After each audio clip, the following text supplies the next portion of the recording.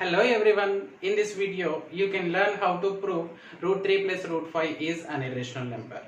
So by using the method of contradiction we can prove this as irrational number. What is meant by method of contradiction? Method of contradiction is nothing but we take a statement which is opposite meaning of the given actual statement and we prove that assumption is wrong. So by proving assumption is false, we can say that our actual statement is true. So that by using method of contradiction we prove root 3 plus root 5 as irrational number. Let us consider this root 3 plus root 5 as a rational number. Why? Because as we have mentioned, we need to take statement which is opposite meaning of this given statement. So let us assume root 3 plus root 5 is a rational number. So irrational number opposite number means rational number. Okay. So as per the rational number, a number can be written in the form of p by q where q is not equal to 0 and p comma q belongs to integers. So that I can write this root 3 plus root 5 is equals to p by q.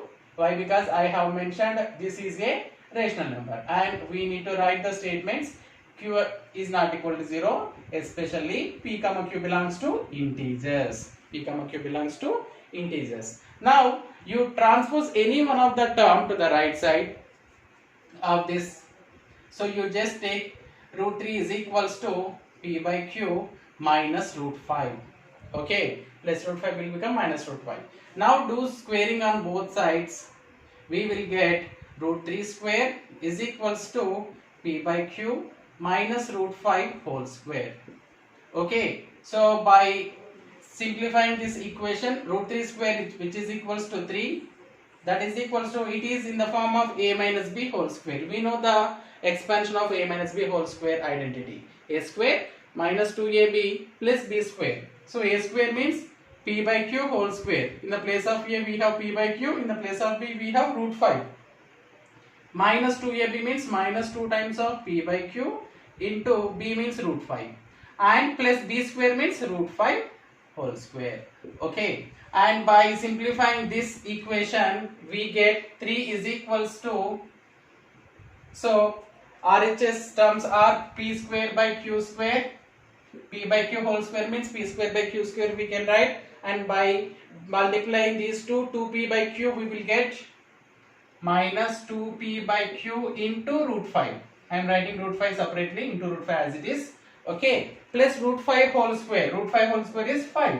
Okay, now you do take root 5 term. Why? Because the terms which are having root, we have only one term. That term can be taken as one side and the remaining all terms taken as the second side. So if you have plus sign here, you can keep this root 5 term here. You can transpose these two terms.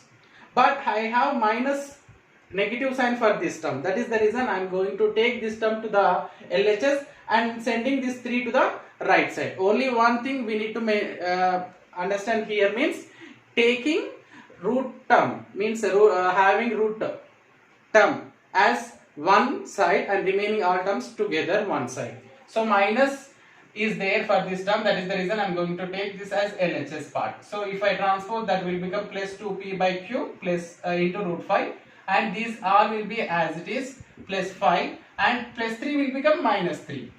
Okay, now you do simplify by doing this subtraction, 5 minus 3 which is equals to 2.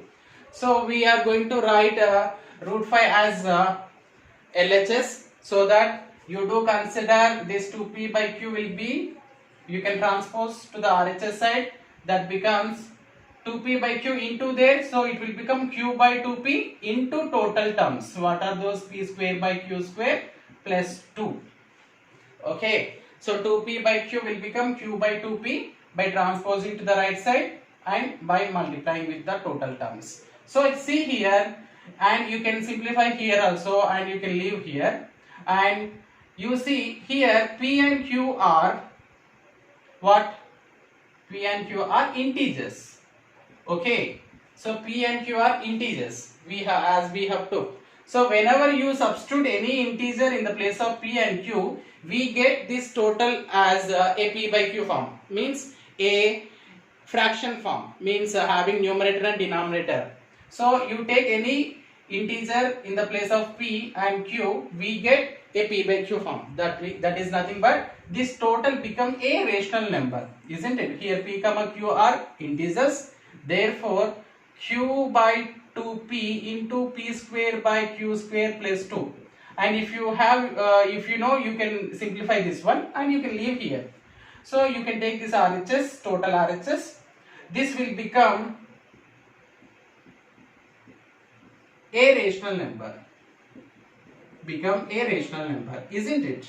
So as already we know root 5 as irrational number, but we are making this irrational number into rational number. Is it correct? No, not at all correct.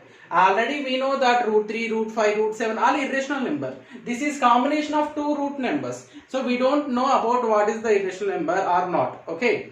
We don't know about root 3 plus root 5 is irrational or not. So that is the reason we do check with rational number. But we got our assumption is wrong. Why? Because already we know that root 5 is irrational, but RHS is becoming rational. Can we equate a irrational number to the rational number? No. So our assumption is false. What is our assumption? Therefore our assumption is false. Our assumption is root 3 plus root 5 is rational number. That is going to be false. Then what is the true? Root 3 plus root 5 is a rational number. Therefore we can write the conclusion root 3 plus root 5 is an irrational number. And we need to write the conclusion, especially these statements should be written whenever you do prove root 3 plus root 5, otherwise root 2 plus root 3, like this irrational numbers. I hope you understand, children. So by using method of contradiction, we can easily prove root 3 plus root 5 as irrational number.